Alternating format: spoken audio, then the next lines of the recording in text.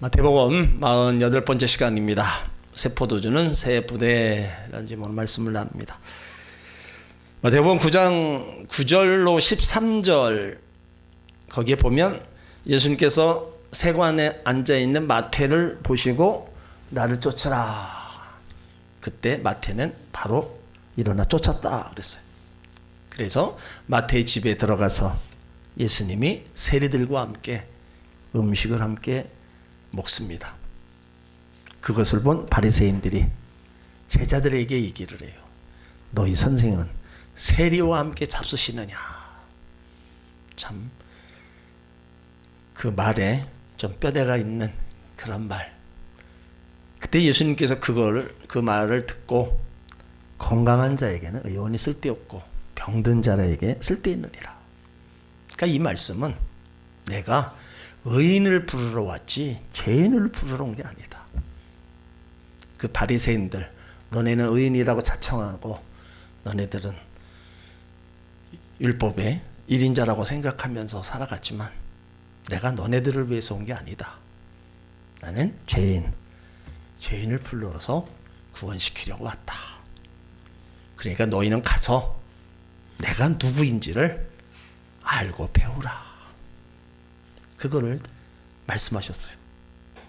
그리고 오늘 또 마태의 집에서 예수님이 식사하고 있을 때 이번에는 세례 요한의 제자들이 예수님 앞에 나와서 또 이야기하는 거예요. 그 말씀이 14절입니다. 자, 14절 다 같이 있습니다. 그때 요한의 제자들이 예수께 나와 가로되 우리와 바리새인들은 금식하는데 어찌하여 당신의 제자들은 금식하지 아니하이까. 그러니까 여기 그때 마태 집에서 식사하고 있을 그때 요한의 제자들이 예수께 나와서 말하는 거예요. 우리와 바리새인들은 금식하는데 어찌하여 당신의 제자들은 금식하지 않느냐. 그러니까 왜 당신의 제자들은 먹기만 좋아하느냐, 우리처럼 경건하게 금식하지 않느냐, 그 질문을 던지는 거예요. 그러니까 당시 유대인들은 하나님이 정하신 금식일 외에도 자기들이 만들어서 종교적 열심을 여러 날로 금식을 정했어요. 그러니까 하나님은 유대 달력으로 7월 10일 단 하루 대속죄일 정하시고 금식하라는 명령을 했습니다. 근데 바리새인들은 후대 오면서 7월 금식, 8월 금식 이런 금식으로다가 금식을 늘려갔어요. 그러니까 바리새인들은 일주일에 2번씩 금식했습니다. 유대인들은 모세의 율법 선지자로 생각하고 시내산에 오르신 월요일, 내려온 목요일을 금식을 지켰어요. 근데 이것이 예수님 당시 보편화되어 있고 금식이 종교 생활의 한 부분이었습니다. 그러니까 그때가 유대인들이 정해놓은 금식 기간인 것, 그때라는 거죠. 그래서 이 예수님이 3가지의 비유를 들어서 답변을 하신 겁니다. 15절에 혼인집 잔치 비유를 들어서 거기에 답변을 한 거예요. 혼인집에 손님이 신랑과 함께 있을 때는 금식하지 않는다. 그리고 16절에 생배 조각의 비유를 들었습니다. 생배 조각을 낡은 조각에 붙이는 자가 없는 것처럼 메시아를 만났는데 율법에 얼매의 피가 없다. 그리고 17절에 새 가죽 부대의 비유를 들은 겁니다. 새 포도주를 낡은 부대에 부을 수 없는 것처럼 새 술은 새 부대에 담아야 된다. 거기마다 다 일리가 있는 그런 답변을 다 하신 겁니다. 야, 첫째 답변이 15절입니다. 15절 같이 있습니다. 예수께서 저희에게 이르시되 혼인집 손님들이 신랑과 함께 있을 동안에 슬퍼할 수 있느냐? 그러나 신랑이 빼앗길 날이 이르니 그때에는 금식할 것이니라. 자, 우리 고통 중에서 최고의 고통이 뭐라고 생각하세요? 뭐 다 다르겠죠. 아픈 고통도 뭐 있고. 여러분 금식의 고통을 당해보셨어요? 못 먹어서 정말로 배고픈 거. 우리 어머니 세대들은 그런 고통을, 아마 배고픔의 고통을 당해보셨을 거예요. 저희 세대만 해도 그렇게 뭐 배 고프고 못 먹고 그런 적은 없은 것 같아요. 정말 먹을 것이 없어서 못 먹는 그 고통.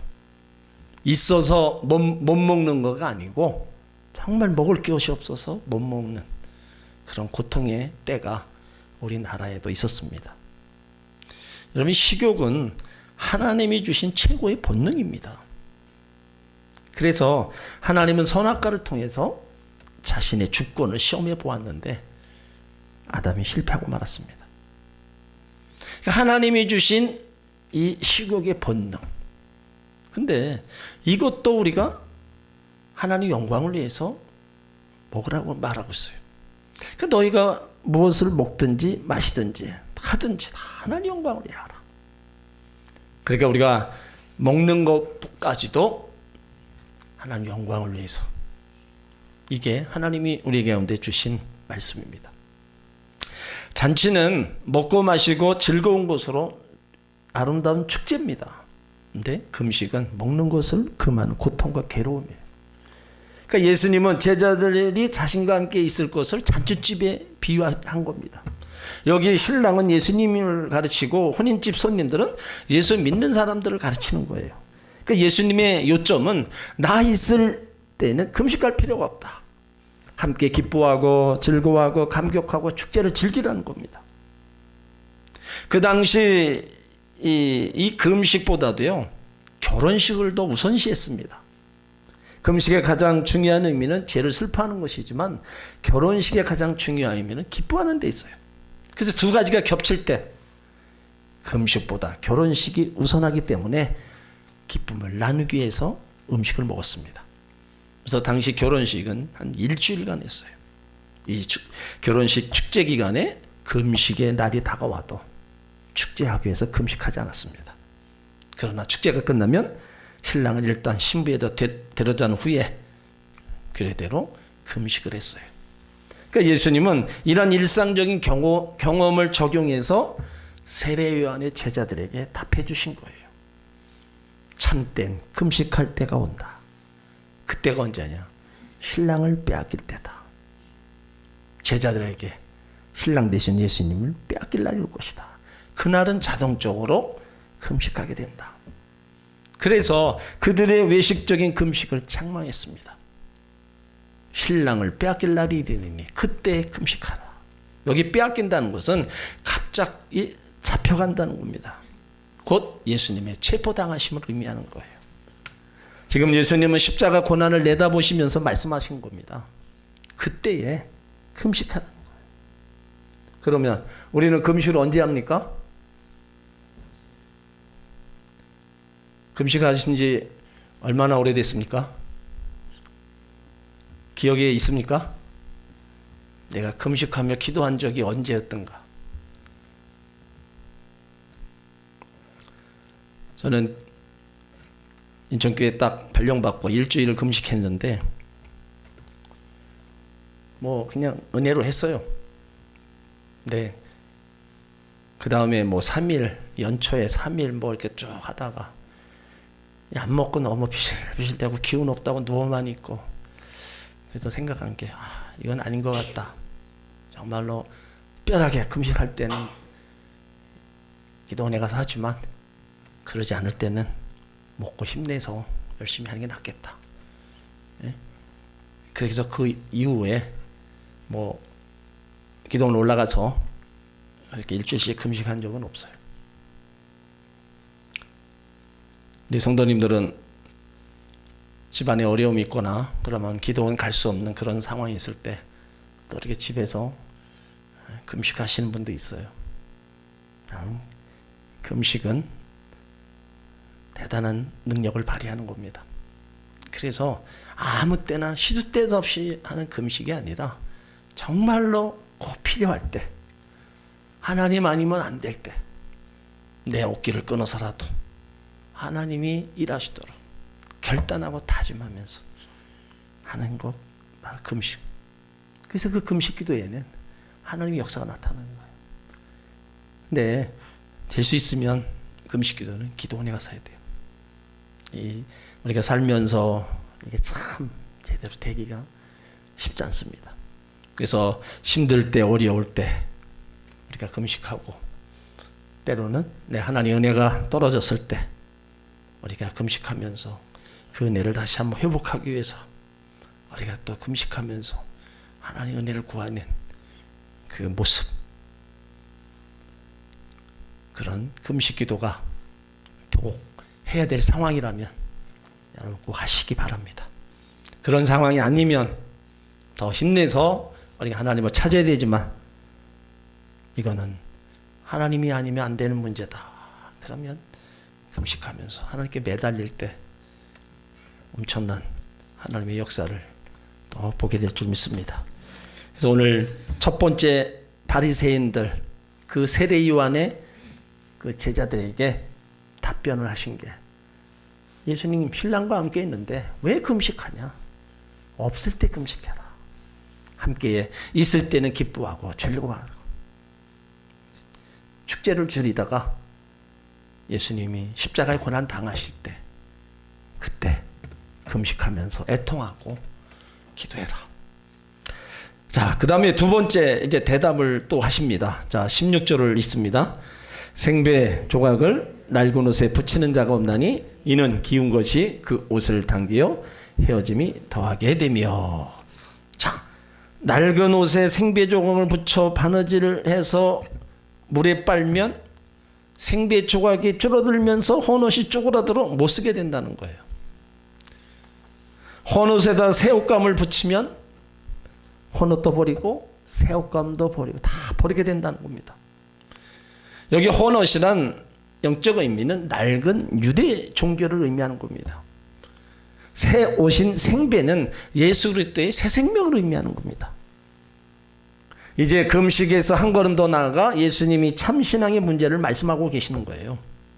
우리 기독교는 옛사람의 약점이나 잘못된 습관 혹은 인생관 등을 부분적으로 고쳐서 헌옷에다가 생배 조각을 누더기처럼 끼워 만들듯이 만들어질 수 없다는 겁니다.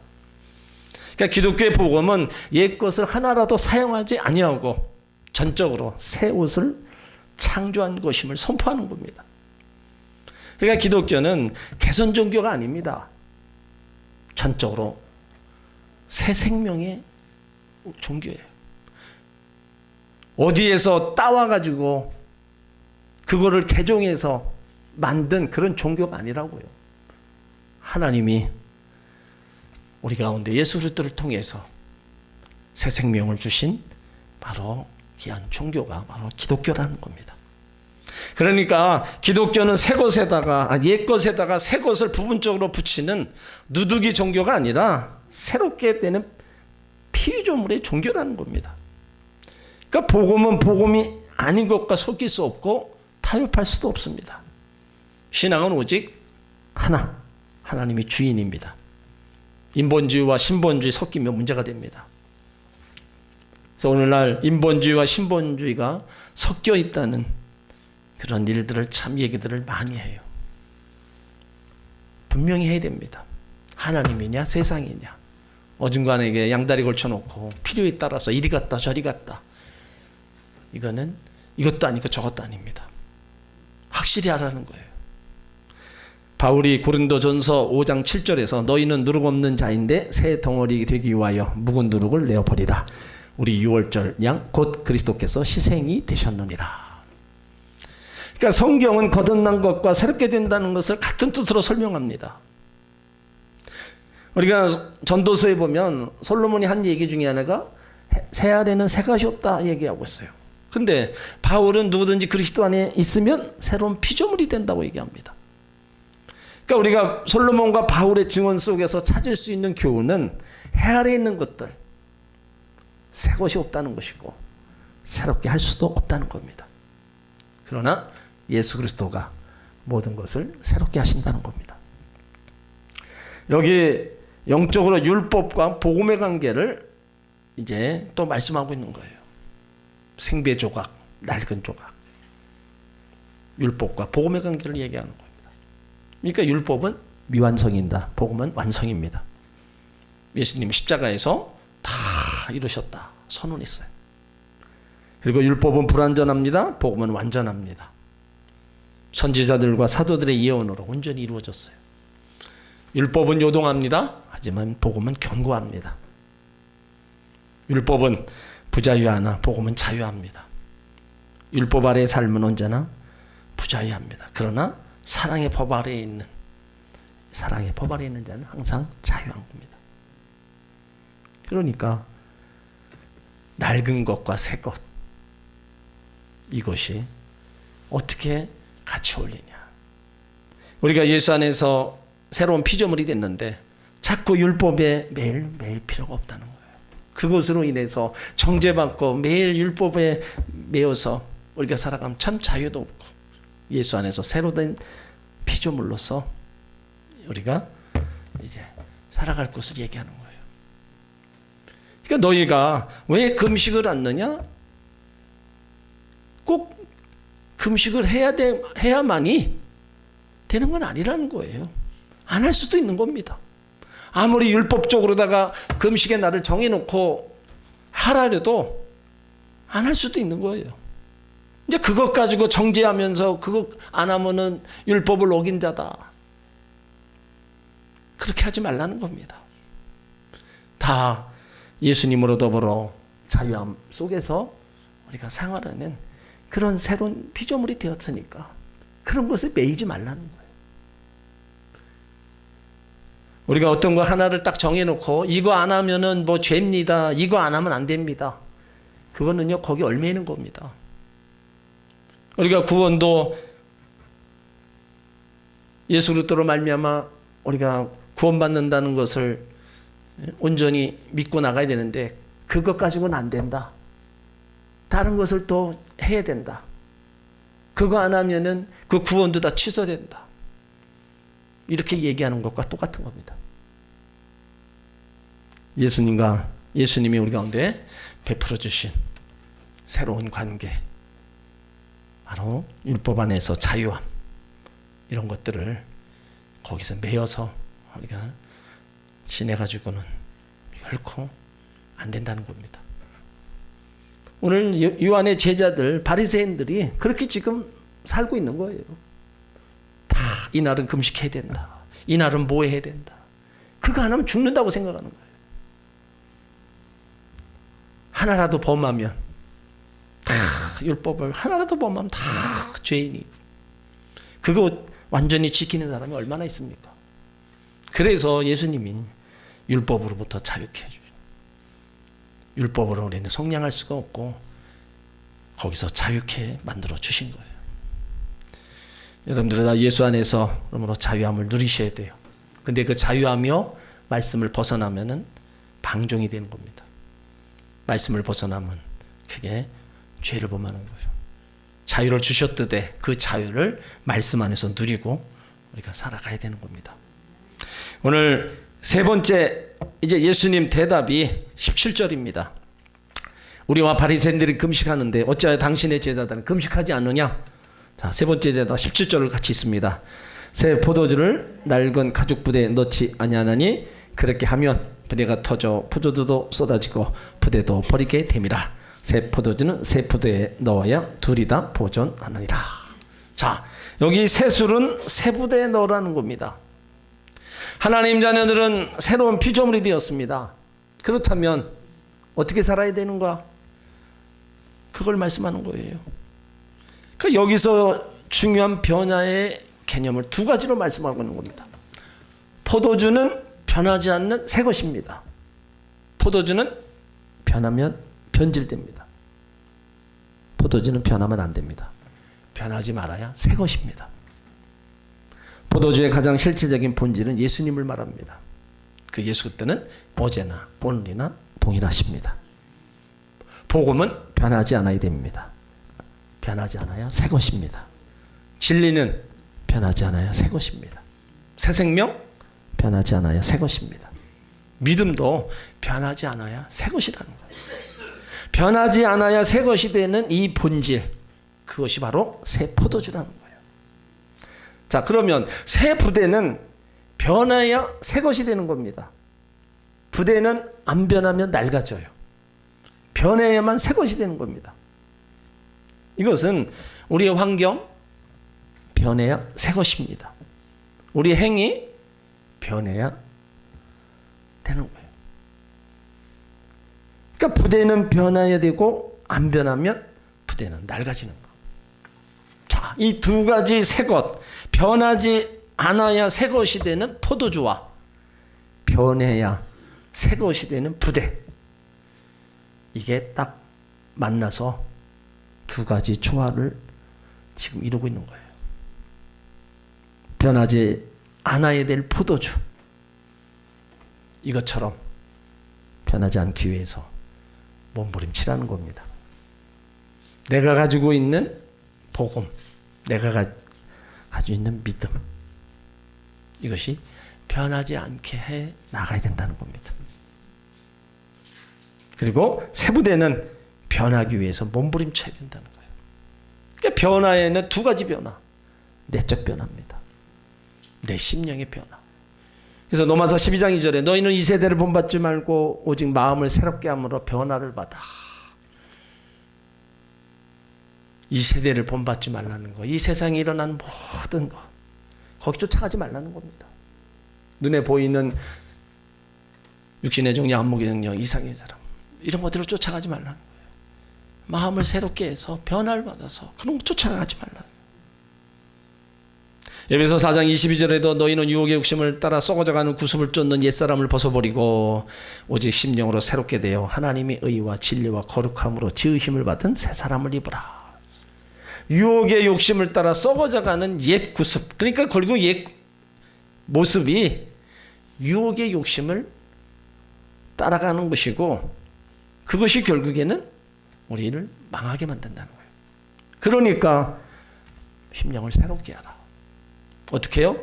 하나님의 의와 진리와 거룩함으로 지으심을 받은 사람답게 새 사람을 입어라.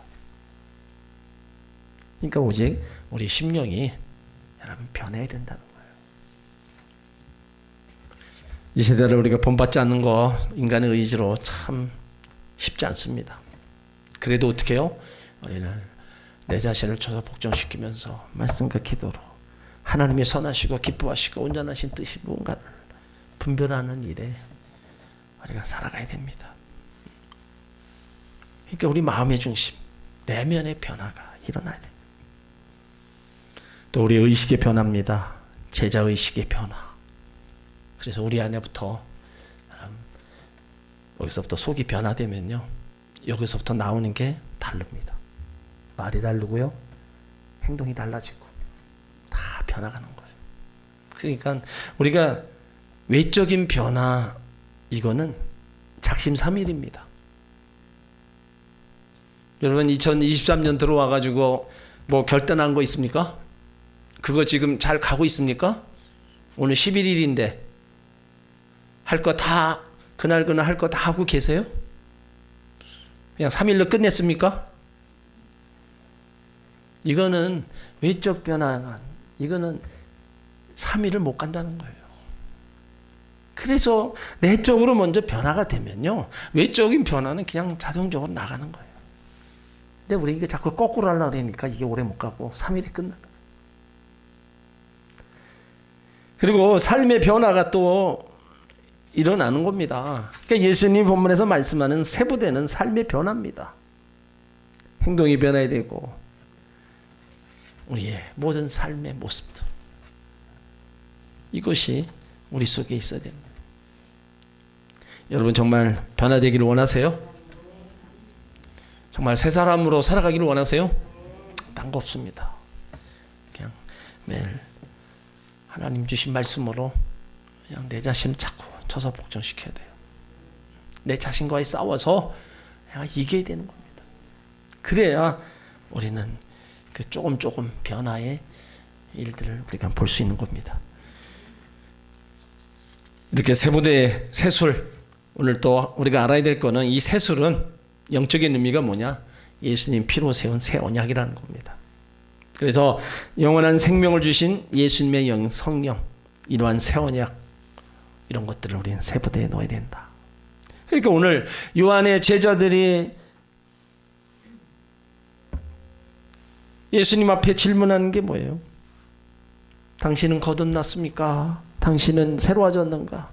이런 질문을 지금 예수님은 제자들에게, 요한의 제자들에게 말씀하시는 거예요.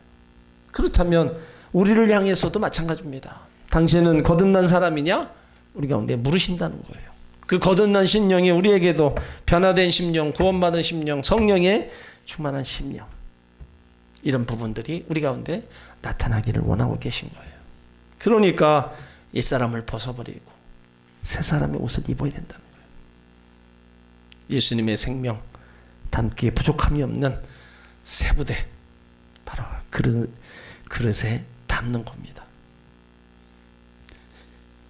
그러므로 우리는 신앙생활을 전통이나 습관, 형식, 의식에 이렇게 지나지 않는 것이고, 우리 신앙은요, 예수 안에서 기쁨을 누리고 새로운 부점을, 그래서 새 마음, 거기에 예수의 영이, 생명이 우리 가운데 충만히 임할 때 우리가 또 하나님의 자녀로서 우리는 살아가는데 아무 거리낌이 없는 겁니다. 그러므로 우리는 다시 한번 율법적인 것에 매여서 사는 그런 사람들이 아닙니다. 우리는 예수 안에서 자유함을 입고 새로운 무언가를 추구하며 나가기를 원하는 사람들이에요. 그렇다면 우리는 그것을 다른 곳에서 찾지 말고 예수 안에서, 말씀 안에서 우리가 찾아가야 된다는 겁니다. 오늘 우리 가운데 말씀하신 이 부분들을 우리는 분명히 다시 한번 봐야 됩니다. 예수님이 우리와 함께 계시고, 그 예수님이 지금도 우리 가운데 주신 기쁨, 우리 가운데 주신 또 자유함, 이런 모든 것들을 우리는 누리고 살아야 됩니다. 그걸 누리기 위해서는 우리 심령이 여러분 새로워져야 되고요. 우리 심령이 날로 변화되어 가야 돼요. 그래야 주님이 주신 것에 우리는 기쁨과 자유함을 누린 겁니다. 그렇지 않으면 자꾸 율법적인 것에 매우고 지난 것에다 매여서 내가 살아가는데 자꾸 딴 생각이 들어요. 때로는 기도하지 않고 말씀 보지 않고 우리가 신앙생활을 좀 게을리 할 때는 우리 마음에 또 딴 마음이 듭니다. 그런 마음들이 우리가 들어서는 안 됩니다. 주님이 주신 이 귀한 은혜를 우리가 받고 이 한 해도 우리가 살아갈 거예요. 그렇다면 이 한 해도 새 마음으로, 새 생활로 모든 것이 새로워진 가운데 우리가 달려간다면 이 한 해는 그 어느 한 해보다도 분명히 다른 한 해가 될 겁니다. 우리 심령부터 달라져 하루하루 살아가면요, 한 날 한 날이 달라질 거고 한 달이 달라지고 1년이 달라질 거예요. 그래서 우리 심령을 날로 새롭게 하고 가라는 거예요.